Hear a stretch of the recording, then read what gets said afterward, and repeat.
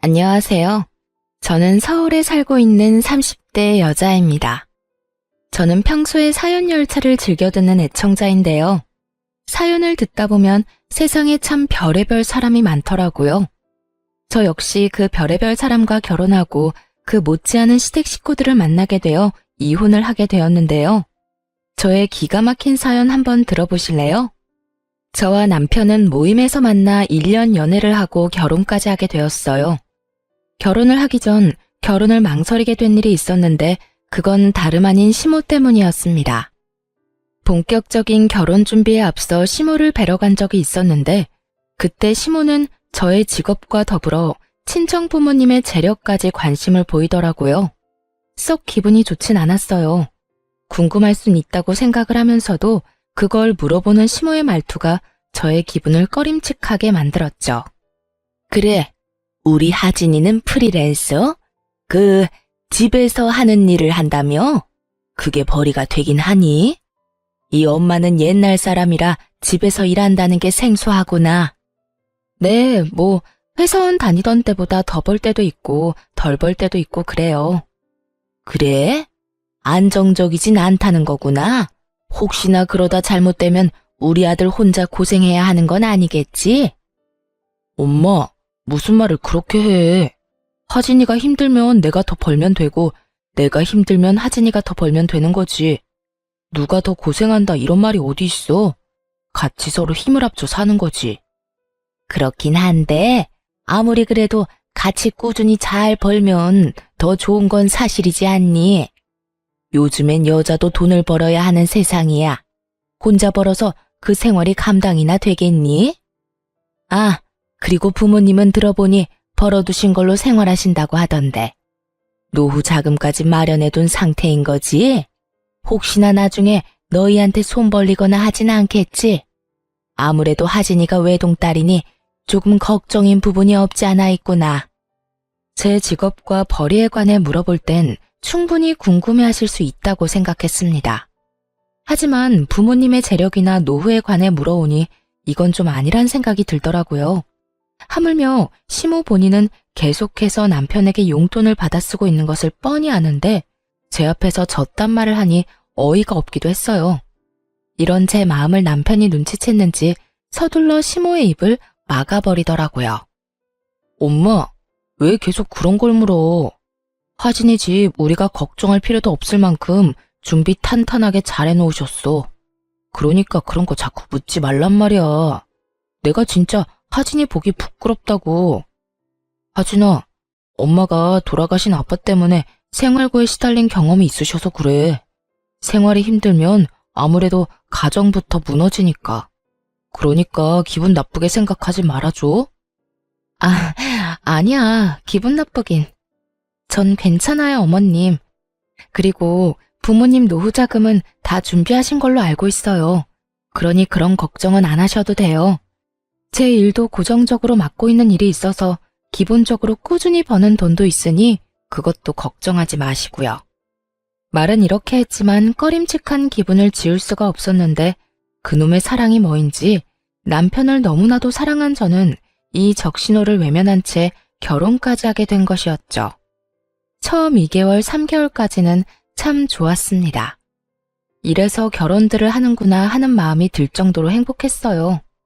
행복하면서 오는 안정감은 일도 더 잘 되게 만드는 것 같았고 하물며 시간을 따로 내 데이트를 할 필요도 없이 매일 밤 집에서 남편을 만나니 시간을 더 활용적으로 쓸 수 있는 기분마저 들더군요. 신혼 초엔 남편의 행동도 제 마음에 쏙 들었는데 남편은 집안일을 잘하며 여자일 남자일 나누지 않고 적극적으로 뭐든 나서 처리해주곤 했어요. 저 역시 그런 남편을 위해 일이 끝나고 나면 맛있는 음식을 준비하고 쾌적한 환경에서 남편을 맞이하고 노력했었죠. 이렇게까지 행복한 것이 결혼이라면 진작 했어야 했다는 생각이 들 정도로 만족스러운 결혼 생활이었는데 애써 무시하고 넘겼던 시댁에서 일이 일어나기 시작했습니다. 처음 문제는 남편의 여동생 신우였어요. 저에겐 제 능력을 따지는 것도 모자라 친정의 재력에 대해서도 아낌없는 걱정과 우려를 토해내던 시모는 정작 본인 노후에 대한 대책도 없어 보이더군요. 더 가관인 건 신우이였는데 신우이는 적지 않은 나이인데도 불구하고 제 앞가림도 제대로 못하고 있었어요. 시모는 그나마 살고 있는 집이 작아였던 터라 남편이 조금씩 주는 용돈과 소일거리를 하며 생계를 유지라도 하고 있었는데 젊은 신우이는 조금만 마음에 안 든다 싶으면 참을 생각은 전혀 하지 않고 회사를 그만두는 것을 반복하고 있었죠. 오빠, 나 회사 그만둬서 그러는데 용돈 좀 주면 안 돼? 너 또 그만뒀어? 입사한 지 얼마나 됐다고? 이번이 몇 번째야? 아, 몰라. 자꾸 이상한 트집 잡아서 구박하잖아. 요즘 세상에 갑질이 말이나 돼? 그럼 말도 안 되는 갑질 참으면서 회사 다니는 사람이 어딨어? 어쨌든 용돈 좀 줘. 나 돈 하나도 없단 말이야. 너 이번이 정말 마지막이야? 다음부턴 국물도 없어. 네, 오라버니 고맙습니다. 이렇듯 신우이는 야금야금 남편에게 용돈이란 명목으로 돈을 뜯어가기 일쑤였고 그 액수가 크지 않았던 터라 그저 지켜만 보고 있는 상황이었죠. 그런데 신우이는 남편에게 뜯어가던 돈으론 부족했는지 어느 날은 제가 혼자 있는 낮 시간에 집으로 찾아왔더라고요. 연락 한 통 하지 않고 말이죠. 아가씨, 갑자기 무슨 일이세요? 지금 회사에 있을 시간 아니에요? 회사 그만뒀어요. 조금 더 일찍 입사한 게 무슨 벼슬이라도 되는 줄 아는지 과장이 계속 잔소리하고 괴롭혀서 그냥 그만두고 나와버렸어요. 아, 그래요? 그러면 또 취업 자리 알아봐야 하겠네요. 그렇죠 뭐. 그렇지 않아도 이력서 냈는데 면접 보러 오라고 해서 가보려고요. 그래서 하는 말인데 언니, 나 용돈 좀 주면 안 돼요? 면접 보러 가려고 하는데 마땅히 입을 옷이 없어서요. 네? 용돈이요? 아가씨, 얼마 전에 오빠한테 용돈 받아갔잖아요. 그때도 오빠가 꽤 준 걸로 아는데 설마 그 돈을 다 썼어요? 아, 그거 얼마나 된다고 남아있겠어요. 이미 다 쓰고 없죠. 그러지 말고 용돈 좀 줘요. 저 진짜 이번 회사는 꼭 다니고 싶단 말이에요. 이번에 면접 붙으면 그만 안 두고 오래 다닐 자신도 있다고요. 사실 예전부터 들어가고 싶던 회사였는데 번번이 떨어져서 면접도 못 봤던 곳이에요. 제가 오죽 간절하면 언니한테까지 이러겠어요? 그러니까 돈 좀 줘요. 제가 이번엔 정말 잘할게요. 다른 것도 아닌 면접 핑계를 대는데 어쩔 도리가 없더라고요. 하는 수 없이 전 결국 신우이에게 용돈을 주게 되었고 신우이는 말한 대로 정말 가고 싶었던 회사였던 것인지 준비를 열심히 한다 싶더니 취업을 했다고 연락이 왔더라고요. 언니, 저 붙었어요. 그때 말했던 그 회사에 입사했다고요. 그게 정말이에요? 아가씨, 정말 축하해요. 그렇게 가고 싶어 하더니 정말 잘 됐어요. 전 진심으로 축하해 주었고 신우이는 덕분에 취업 성공했다며 고맙다고 하더군요. 그렇게 취업을 한 신우이는 이때껏 다녔던 회사와는 달리 자기 말처럼 열심히 회사에 다녔고 한 달이란 시간 동안 단 한 번도 회사에 가기 싫다, 그만두고 싶다 등의 말을 하지 않더라고요.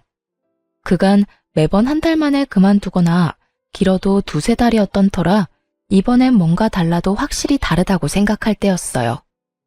여보, 이번엔 아가씨 오래 버티네? 그 회사 진짜 다니고 싶었던 회사였나 봐. 그때 집에 와서 나한테 용돈 받아갈 때 그랬거든. 진짜 가고 싶었던 회사인데 번번이 떨어졌다고 말이야. 아, 어찌되었든 아가씨가 마음 잡은 것 같아서 다행이다. 나 회사 생활 적응 못하는 아가씨 보면서 내심 걱정했거든. 말도 마. 지금 다니는 회사가 마음에 드는 게 아니라 남자가 마음에 드는 거더라고. 뭐? 아가씨 좋아하는 남자 생겼대? 아니면 남자친구라도 생긴 거야? 남자친구 생기셨단다. 뭐 들어보니까 면접 볼 때 같이 면접 본 사람인데 그 남자 도움으로 면접에도 붙을 수 있었다고 하더라고. 옆에 앉아서 기다리는 동안 면접 노하우도 많이 알려주고 긴장 풀리게 웃긴 이야기도 많이 해주고 그랬대. 정말? 그러면 입사 동기하고 사내 커플인 거네? 그렇지. 아주 푹 빠져있더라. 말끝마다 자기 남자친구 자랑을 해대는데 귀 따가워 죽는 줄 알았어. 신우이에겐 꽤 괜찮은 남자친구가 생긴 듯했고 전 그 이유가 무엇이든 간에 신우이가 회사에 잘 다니는 것 같아 다행이라고 생각했어요. 딱 여기까진 다 괜찮았습니다. 젊은 남녀가 서로 좋아 만나겠다는데 그건 문제가 될 것이 전혀 없었죠. 하지만 그 다음이 문제였어요. 그날은 시모가 집으로 불러 시댁으로 간 날이었는데 시모의 안색이 안 좋더라고요. 그래서 전 걱정스러운 마음에 시모에게 이유를 묻게 되었죠. 그런데 어머님, 아가씨가 연애하는 게 그렇게 걱정이세요? 아가씨 남자친구가 마음에 안 드세요? 안색이 너무 안 좋아요. 아니, 그런 게 아니야. 오히려 남자친구는 잘 만났더구나. 집도 잘 사는 것 같고 사람도 성실하고 반듯한 것이 마음에 들었어. 지금 혼자 사는데 글쎄 그 아파트도 자가라고 하더구나. 그래요? 젊은 나이에 능력이 좋네요. 여러모로 좋은 일인 것 같은데 왜 그렇게 표정이 어두우세요? 그게 아니 글쎄 우리 딸 임신을 했다나 봐. 모아둔 돈은 전혀 없는 주제에 덜컥 임신이라니. 일을 어떻게 해? 상대방은 바라는 게 많아 보이던데 우리는 능력이 안 되니 말이다. 돈은 없으면서 당장 결혼해서 아기는 무조건 낳을 거라고 난리다. 내가 골머리가 다 아파. 연애한 지 한 달 만에 임신, 그리고 결혼이라니. 솔직히 당황스럽긴 했어요. 그렇다고 이미 가진 아기를 지우라고 할 수도 없는 노릇이고 또 그렇다고 준비된 것도 없는 아가씨에게 하고 싶은 대로 다 하라고 할 수도 없는 노릇이었죠. 그렇게 제가 당황스러움에 아무 말도 하지 않고 있으니 시모가 내 눈치를 살피며 이야기를 꺼내기 시작했어요. 그래서 하는 말인데 네가 시집 올 때 해온 신혼집 알아보니까 그 아파트 가격 많이 올랐던데 그거 처분해서 우리 딸 시집 좀 보내면 안 되겠니? 저를 시댁으로 부른 목적이 밝혀지는 순간이었어요. 결혼을 할 당시에 남편이 모은 돈이 별로 없어 친정에서 아파트를 해주셨는데 그 아파트를 팔아 시누이 결혼 자금으로 내놓으란 말을 하려 저를 부른 것이었더군요. 이런 정신나간 시모들이 있다고 하더니 제 시모가 이런 정신나간 말을 저에게 할 거라고는 상상도 못했습니다.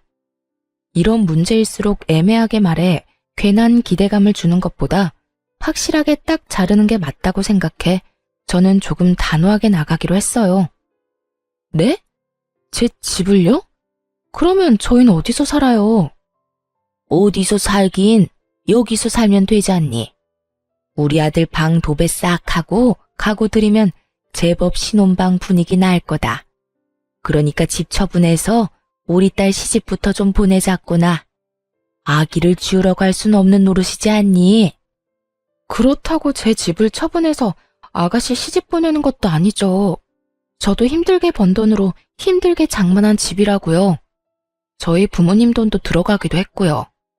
어찌됐든 전 그럴 생각 없으니 어머님도 방금 하신 말은 없던 걸로 해주세요. 제 말에 시모는 섭섭한 기색을 숨기지 않더라고요. 그때까지 소중하다는 듯 부여잡은 제 손을 제가 안 된다고 하자마자 신경질적으로 뿌리친 시모는 이렇게 말했어요. 넌 어떻게 된 애가 생각해본다는 말도 안 하니? 네가 그렇게 딱 잘라서 안 된다고 말하면 내가 민망할 거란 생각은 안 하는 거니? 넌 어쩜 그렇게 네 기분, 네 생각만 하니? 민망하셨다면 죄송해요. 그런데 저는 어머님을 민망하게 만들고 싶어서 그랬던 게 아니라 이런 문제일수록 딱 잘라 정확하게 말아야 한다고 생각해서 그렇게 말씀드린 거예요. 아무리 길게 생각해본다 한들 안 되는 일인데 시간 끌면 뭐해요? 괜히 기대만 하게 만들지 않겠어요? 전 그런 상황 만들기 싫었던 것뿐이니 너무 기분 나빠하지 마세요. 이미 기분 다 상했다. 네가 뭐 지금이라도 다시 생각해본다고 하면 내 기분이 좀 풀릴 것 같기도 한데 어떠니? 다시 생각해 볼래? 누가 아니? 지금은 딱 잘라서 안 되는 일이지만 곰곰이 다시 생각해 보면 가능성이 생길 수도 있는 일이지 않니? 그러니까 지금 딱 잘라 안 된다고 하지 말고 집에 가서 잘 생각해 보려무나. 어머님, 100번을 생각해도 안 되는 건 안 되는 거예요. 제 힘으로 마련한 집도 아니고 부모님께서 해주신 집인데 그걸 팔아서 아가씨 시집 자금으로 보태는 건 말도 안 되죠. 너 아까부터 계속 말도 안 된다고 하는데 뭐가 그렇게 말도 안 되니? 너 이제 우리 가족 아니니? 가족이면 이럴 때 다 돕고 사는 게 당연한데 넌 왜 계속 말도 안 된다고 하는 건지 난 네가 이해가 안 되는구나. 도무지 말이 통할 것 같지 않았어요. 시모는 제가 어떤 말을 어떻게 하든지 간에 무조건 다시 생각해봐라. 가족끼리는 다 돕고 사는 거라는 대답만을 해댔고 짜증내고 때를 쓰는 시모를 달래는 것도 지쳐갔어요. 어머님, 죄송한데요. 전 어머님이 무슨 말을 어떻게 하시든지 간에 절대 제 집 팔 생각 없으니까 그런 줄 아시고 다신 이런 말 꺼내지 말아주세요.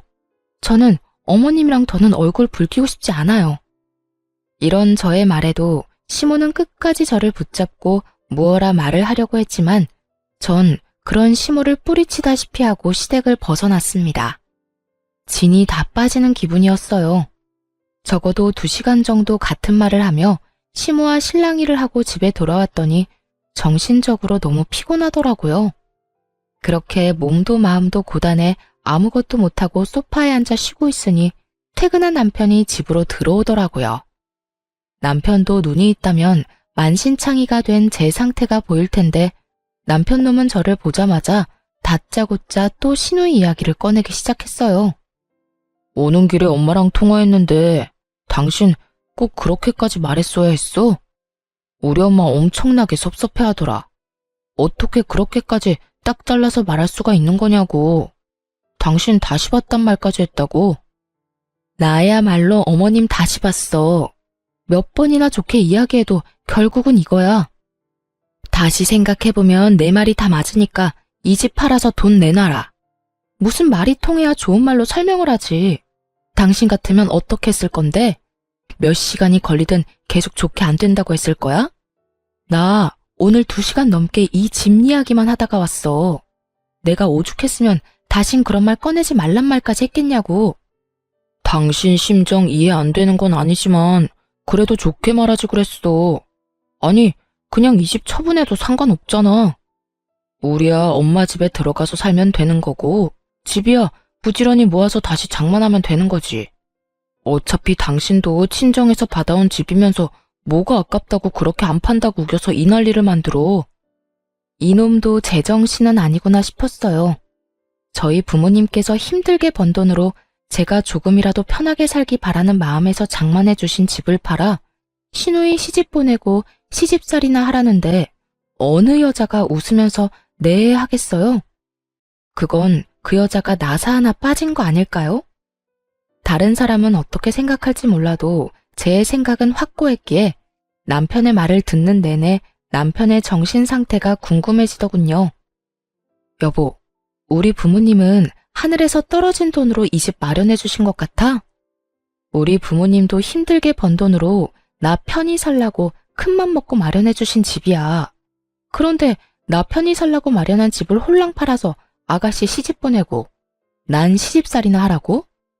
당신 같으면 그렇게 하겠다는 말이 나오겠어?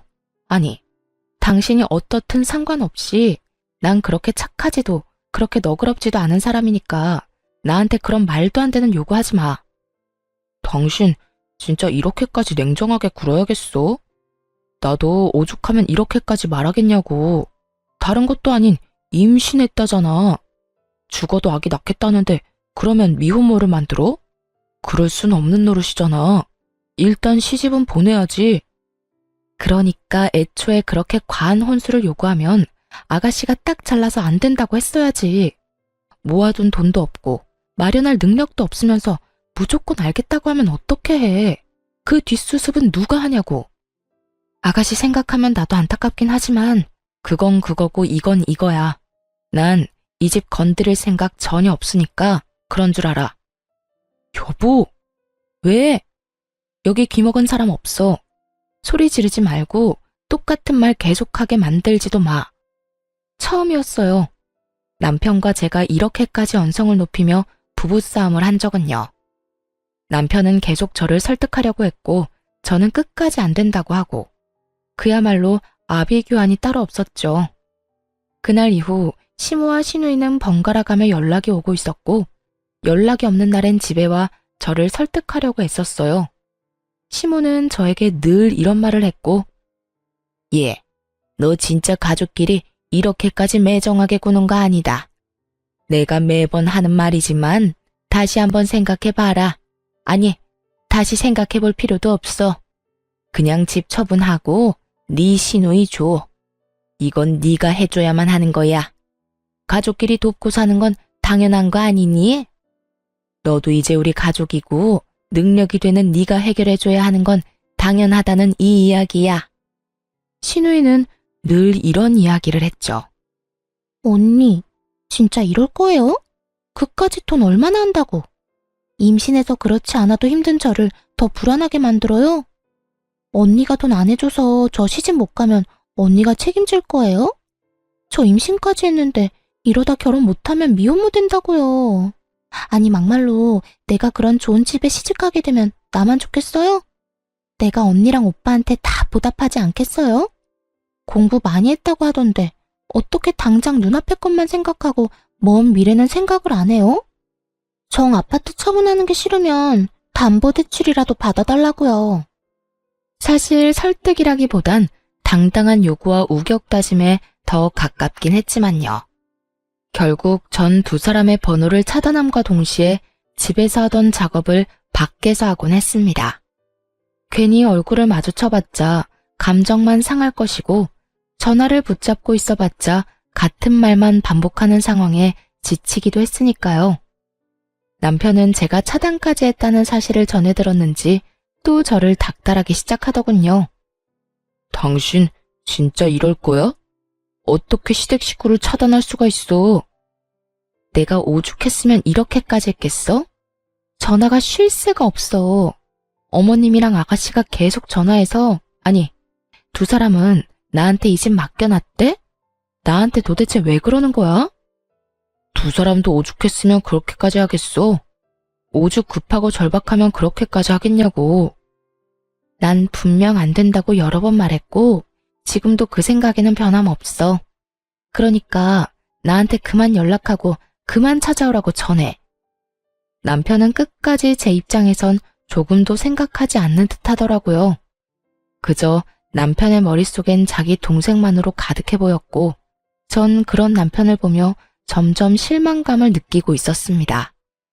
그렇게 살얼음판을 걷는 와중에 시누이의 상견례 소식이 들려오더라고요. 마음 같아선 상견례고 나발이고 참석하고 싶지 않았지만 남편이 돈도 안 내놓으면서 자리도 채우지 않을 셈이냐며 빈정거리길래 결국 참석하게 되었어요. 상견례 자리는 생각보다 화기애애했는데 본격적인 결혼 준비와 함께 돈 이야기가 오가며 분위기는 조금씩 무거워지더라고요. 저희는 아무리 급하게 하는 결혼이라도 격식은 차리고 싶은데 사돈 생각은 어떠세요? 아무래도 저희는 아들 하나뿐이라 해주고 싶은 것도 많고 그만큼 격식을 따지고 싶은 마음이 크긴 한데 혹시나 사돈 댁에서 부담이 되신다면 다 생략해도 상관은 없습니다. 혼수도 마찬가지예요. 지금 이 녀석이 사는 집에 다 갖춰져 있긴 하지만 아무래도 새 출발하는 건데 가전 가구도 새로 다 하는 게 좋지 않을까요? 뭐 우리 새아가만 괜찮다면 그대로 써도 상관은 없지만요. 사돈 댁에선 자신들의 입장에선 격식을 차리고 싶은 것도 사실이지만 최대한 시댁에 맞춰 진행해도 상관없다는 듯 말하더군요. 그 순간 내심 저는 잘 됐다고 이젠 그렇게까지 큰 돈은 필요 없겠다 싶었어요. 그러면서도 사돈댁은 시댁에 들었던 것만큼 과하게 바라는 것 같지도 않은데 왜 집까지 들먹이며 사람을 괴롭혀댔나 하는 원망스러운 마음도 들더라고요. 그렇게 이야기를 들으며 혼자만의 생각에 잠긴 사이 시모가 입을 떼더라고요. 아닙니다. 저희도 딸 하나 시집 보내는 건데 다 제대로 해서 결혼시키고 싶네요. 혼수도 이미 다 알아보고 있어요.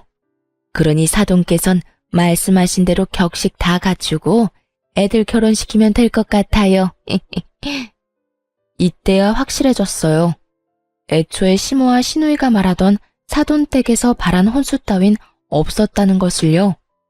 그저 신우이와 시모가 처음부터 밉보이고 싶지도 않고 있는 척을 하고 싶어 이때껏 돈을 내놓으라며 사람을 괴롭혔던 것이라는 것을 말이죠. 그 순간 화가 나기도 했지만 불안하더라고요. 당장 돈 나올 구멍이 전혀 없다는 걸 아는데 저런 대화를 주고받으니 기가 막히면서도 불안할 수밖에요. 그 뒤로도 이런저런 이야기가 오가긴 했지만 깊어지는 불안감 때문에 전혀 집중할 수가 없었고 정신을 차려보니 상견례는 끝이 났더라고요. 제 불안감과는 달리 결혼식은 생각보다 더 빨리 준비되어 가고 있었어요. 고가의 식장과 스튜디오, 드레스, 메이크업 예약을 했다는 이야기도 들리더라고요. 그럴수록 저는 더욱 불안해졌고 그 불안감은 현실이 되었습니다. 그날도 남편은 출근을 하고 저는 집에서 일을 하고 있는데 점심시간이 갓 지났을 무렵 출근한다고 나간 남편이 시모와 함께 집으로 들어오더라고요. 양손에 하나씩 큰 캐리어를 끌고서요. 여보, 이 시간에 집엔 무슨 일이야? 어머님까지. 그런데 그 짐은 뭐예요? 보면 모르니? 내 짐이다. 제 물음에 시모는 당당하게 대답했고 그제야 상황 파악이 된 제가 남편을 노려봤어요. 남편도 제 살결인 눈빛을 읽었는지 상황을 장황하게 설명하기 시작하더군요. 여보, 그게 말이야. 당신은 이 집 팔 생각 전혀 없다고 그러고 임신한 여동생은 시집 보내야 하겠고 그러니 어쩌겠어. 우리가 돈 나올 때라곤 엄마 집뿐이니 엄마 집 처분하고 우리랑 같이 살기로 했어. 엄마가 큰맘 먹고 집도 처분하고 우리랑 같이 사는 불편함도 감수하기로 했으니까 당신도 이 집 지킨 대신 엄마 좀 모시고 살아야겠어. 사건의 전말은 이러했어요. 제가 도저히 집을 팔 기미가 보이지 않자 시모의 집을 팔아 시누이의 결혼 자금을 쓰고 있었던 것이었어요. 상견례 전 저에게 이런 계획을 털어놨다간 제가 상견례 자리에서 가만히 있지 않을 테니 저에겐 비밀로 하고 있다가 상견례가 끝나자마자 집으로 밀고 들어왔던 것입니다. 여기까지도 머리뚜껑이 열리기 직전인데 시모는 당연하다는 듯 안방을 가리키며 이렇게 말하더라고요. 뭘 그렇게 길게 설명하고 있어? 시어미가 같이 살자고 하면 그냥 네 하고 살면 되는 거지. 난 어느 방 쓰면 되니? 아무래도 내가 안방 쓰는 게 너희도 마음이 편하겠지? 여기가 안방이었나? 시모는 안방으로 발길을 옮기고 있었고 저는 그런 시모의 앞으로 막아서고 남편에게 따져 물었어요. 아무리 상황이 그렇다고 한들 이건 아니지. 이렇게 무례한 행동이 어딨어?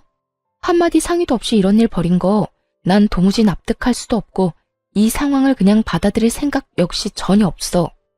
두 사람은 이런 상황은 전혀 예상하지도 못했다는 듯 저를 보며 눈만 끔뻑이고 있더라고요. 그랬겠죠.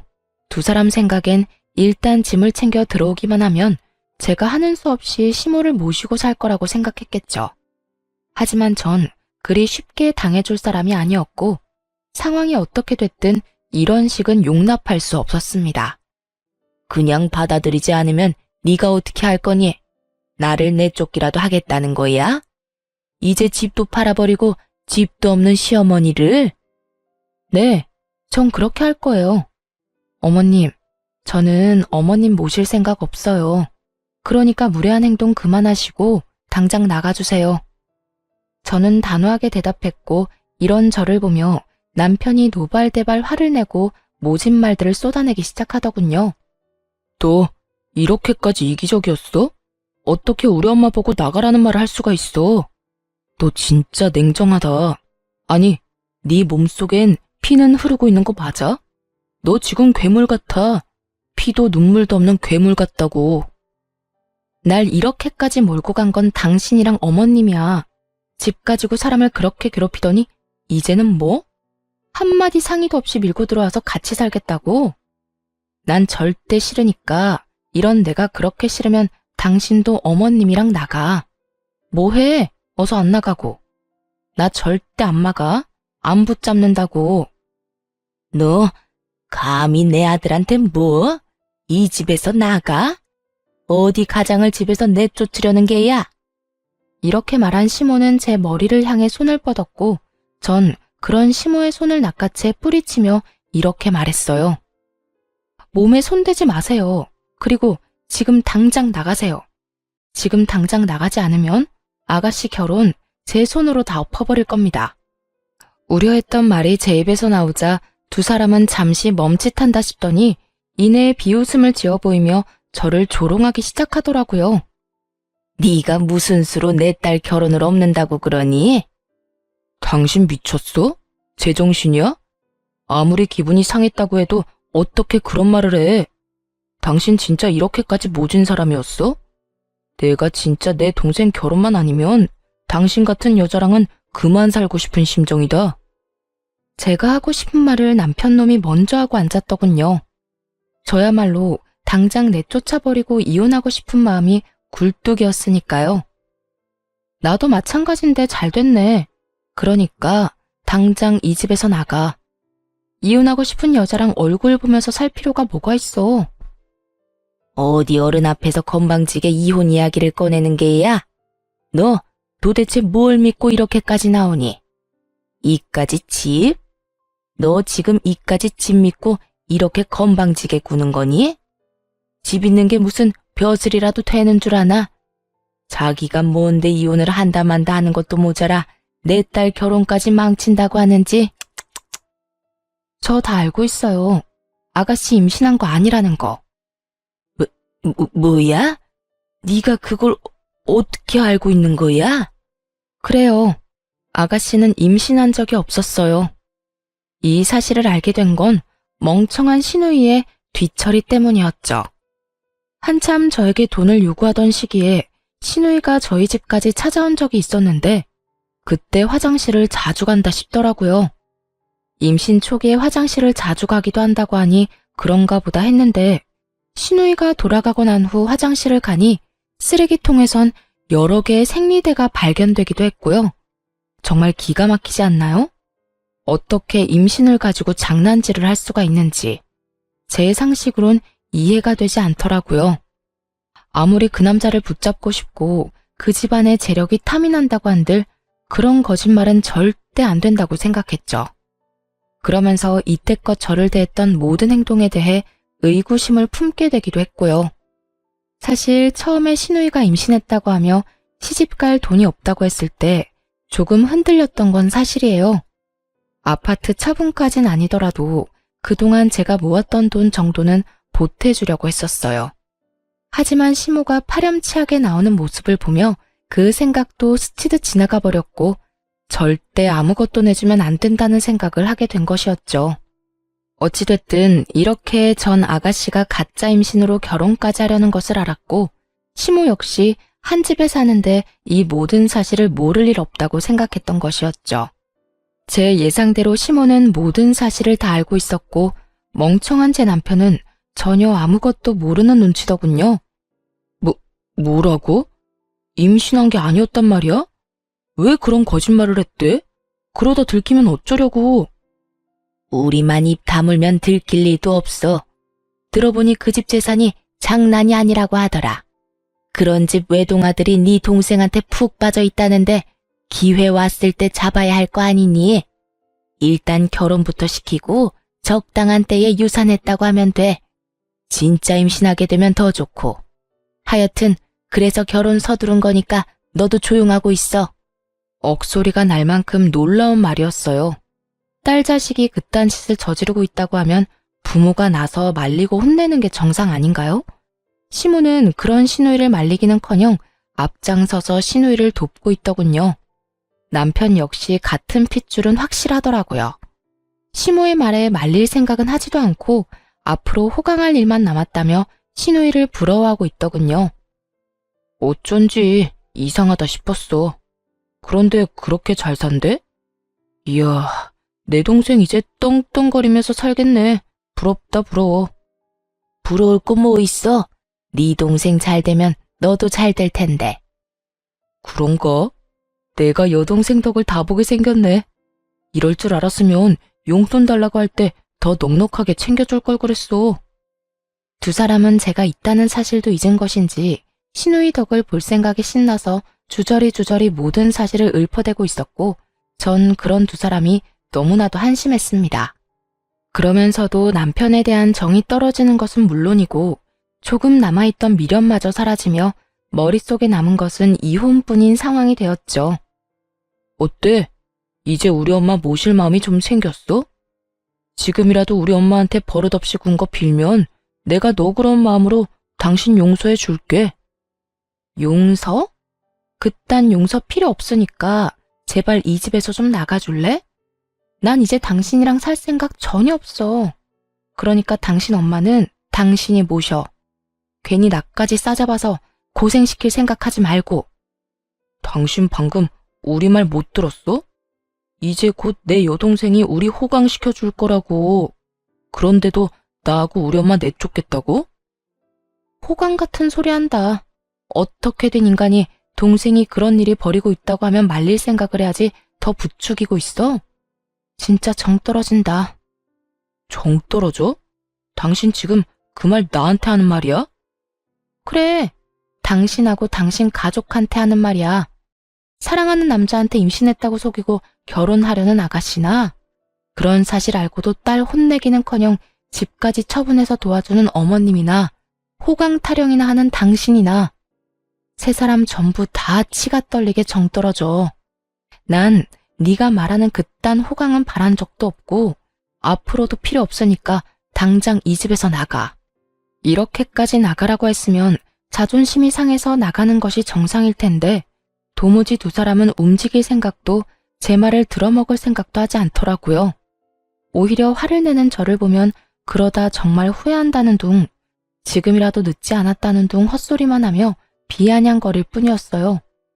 전 더는 두 사람의 그림자도 보기 싫은 상태였고 혹시 몰라 상견례 때 받아뒀던 신우이의 예비 신랑의 명함을 보여주며 이렇게 말했어요. 나 지금 농담하는 거 아니야. 지금 당장 나가지 않으면 나 이 명함에 적힌 번호로 전화해서 아가씨 가짜 임신이니까 지금 당장 산부인과 같이 가보라고 할 거야. 그게 뭔데? 이찬훈? 이찬훈이면 내 동생이랑 결혼할 남자 아니야? 네가 이 사람 명함을 왜 가지고 있어? 상견례 때 주길래 받아뒀어. 지금 그게 중요해? 더 중요한 게 있을 텐데. 정말 네 동생 결혼 다 엎어버리기 전에 당장 나가라고. 잠시만. 당신 정말 왜 이래? 지금 우리가 여기서 나가면 어디로 가? 오갈 데도 없단 말이야. 그것까지 내가 해결해줘야 해? 이혼할 마당에 그런 것까지 내가 신경 써줘야 하냐고. 신경 써달라는 게 아니라 며칠 시간을 좀 달라는 말이지. 아니, 이혼할 때까지는 여기서 좀 지내면 안 될까? 당신이 원하는 대로 이혼할 건데 조금만 지낼게. 느끼셨나요? 남편이나 시모나 대화가 통하지 않는 것은 매 한 가지였어요. 아니, 통하지 않는 것을 넘어 아예 되지 않는 수준이었죠. 저는 도저히 안 되겠다는 생각에 두 사람이 보는 앞에서 명함에 적힌 번호를 누르기 시작했고 그런 제 모습을 보던 남편과 시모가 화들짝 놀라며 짐을 챙기기 시작하더라고요. 지금 나가. 지금 나간다고. 그러니까 전화하지 마. 당신이 전화하면 진짜 큰일 난다고. 그래 얘. 나 짐 다 챙겼다. 이제 나갈 거야. 그러니 전화하지 말거라. 앞으로 여기 찾아오지도 않을 테니 절대 전화하지 마라. 아연실색한 두 사람은 서둘러 집을 떠나버렸고 전 잔뜩 겁에 질린 채 도망가는 두 사람의 모습을 보며 깊은 한숨을 내쉬었어요. 그날 이후 이혼 준비에 박차를 가했어요. 저를 괴롭혔던 남편은 물론이고 시모 시누이에게까지 위자료를 받을 수 있었죠. 금액이 많진 않았지만 속이 다 후련하더군요. 거기에다 전 제가 결혼을 하며 쓴 모든 비용을 청구해 그것마저 6개월이란 시간 동안 대부분 돌려받을 수 있었습니다. 제가 이혼을 하고 난 후 전 시누이에게 연락이 왔더라고요. 들리는 소문으로 결혼 한 달 만에 이혼 취소를 당했다고 하던데 그 소문이 맞더라고요. 이렇게 전화까지 한 걸 보면요. 야, 네가 다 말했지? 나 가짜 임신이었던 거 네가 다 말했잖아. 너 다 알고 있었다며. 네가 내 남편한테 전화해서 산부인과 가보라 한 거 아니냐고. 야, 마누라가 임신했는데 남편이 병원 같이 가고 싶어 하는 건 당연한 거 아니니? 어디 애먼 사람한테 전화까지 해서 핫플이야. 그전까진 병원 가보자는 말도 안 했단 말이야. 왜 갑자기 병원에 가자고 하냐고. 그걸 나한테 물으면 어떻게 해? 네 남편한테 물어봐. 당사자 두고 왜 나한테 이 난리야? 이혼하자고 저 난리를 부리는데 어떻게 그딴 걸 물어봐? 진짜 머리는 장식용이야 뭐야? 너야말로 대가리가 장식용이겠지. 야, 네가 이혼을 하든 재혼을 하든 난 다 상관없고 관심도 없거든? 그러니까 나한테 이딴 식으로 책임 떠넘김을 생각하지 말고 이럴 시간에 반성이나 해. 애초에 이런 일이 벌어진 것도 네가 다 임신했다는 거짓말 때문에 일어난 일이니까. 알겠어? 누가 누구한테 책임을 묻는 건지 정말 벌을 받고도 깨달은 바가 전혀 없는 인간이라 생각했네요. 혹시나 궁금해하실까봐 드리는 말씀인데 전 정말로 아무 말도 하지 않았어요. 처음엔 연락해 말해줄까 싶기도 했지만 그렇게까지 깊게 관여하고 싶지 않아 명함을 벌어버렸습니다. 제 일처리에도 힘이 벅찬 상태라 남 생각할 여유가 되지 않기도 했고요. 어쨌든 전 시누이는 이혼이 아닌 혼인 취소가 되었다고 들었고 그 뒤에 경악스러운 일이 회사에 소문이 나며 그토록 어렵게 입사하게 된 회사도 그만뒀다고 하더군요. 여러 위자료와 결혼을 한다고 집까지 팔아 써댔던 모든 돈을 허공에 날린 꼴이 되어버린 것이었죠. 그렇게 빚쟁이가 되어버린 세 사람은 작은 집에서 옹기종기 모여 산다는 이야기를 들을 수가 있었네요. 이렇게 그 악연도 끝날 거라 생각했는데 아니더라고요. 전 남편이 집으로 찾아왔으니까요. 찾아와서 다시 받아달라고 매달렸냐고요? 아니요. 돈을 빌려달라 매달리더군요. 여보, 잘 지냈어? 의미 없는 질문하지 말고 할 말이나 해. 피차 얼굴 봐서 반가운 사이도 아니잖아? 그래, 당신 말이 맞아. 우선 예전 일은 미안했어. 내가 잠시 정신이 나갔었나 봐. 지금 생각하면 내가 왜 그랬나 싶은데 그땐 뭐에 홀리기라도 했는지 내가 하는 모든 행동이 잘못된 행동이라고 인지하지도 못했어. 정말 미안. 같은 말 시킬 거야? 할 말만 하라고. 고작 그딴 사고 하자고 온 건 아닐 거 아니야? 제 말에 남편놈은 제 눈치를 힐끔힐끔 보며 이야기를 꺼내더라고요. 그게... 여보, 나 돈 좀 빌려주면 안 될까? 알다시피 이리저리 빚을 많이 내서 요즘 많이 힘들어. 막내도 아직 취업 못해서 나 혼자 감당하려니까 너무 버거운 상태야. 그러니까 당신이 너무 힘들어서 그러는데 나한테 돈을 빌려달라고? 다른 사람도 아닌 나한테? 죽을 만큼 힘드니까 당신밖에 생각이 안 나더라고. 그리고 우리한테 받은 위자료도 있으니까 여유도 있을 거 아니야. 조금만 빌려주면 안 될까? 구구절절 사연팔이를 하는 전 남편을 앞에 두고 얼마나 웃었나 모릅니다. 이혼할 때 위자료로 준 돈을 빌려달라니 너무 기막히고 웃긴 발상 아닌가요? 어떤 생각을 가지고 사는지 결혼 생활 내내 궁금했는데 역시 여전히 생각을 알 수도 이해하고 싶지도 않은 사람이더군요. 위자료로 준 돈을 빌려달라? 당신 진짜 예나 지금이나 웃긴다.